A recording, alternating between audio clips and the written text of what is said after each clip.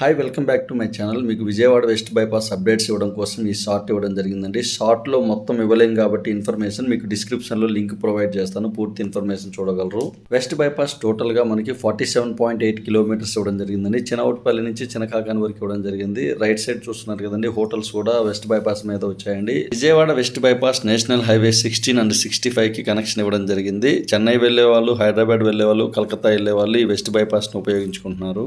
West bypass టోటల్గా 4 flyovers pending ఉన్నాయండి. చినవుట్పల్లి దగ్గర, చినకాకాని దగ్గర, అలానే బీబీగూడెం, ఇప్పుడు వచ్చే మన జక్కంపూడి దగ్గర ఫ్లైఓవర్ పెండింగ్ వర్క్స్ ఉన్నవి.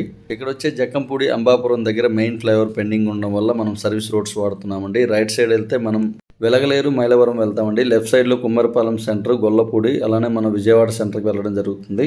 విజయవాడ వెస్ట్ బైపాస్ గురించి ఫుల్ లెంత్ వీడియో మీకు డిస్క్రిప్షన్లో లింక్ ప్రొవైడ్ చేస్తాను, చూడగలరండి. ఇప్పుడు చూస్తున్నది బాహుబలి బ్రిడ్జ్ అండి, 3.2 కిలోమీటర్స్ అండి టోటల్గా. Please like and subscribe. Thank you.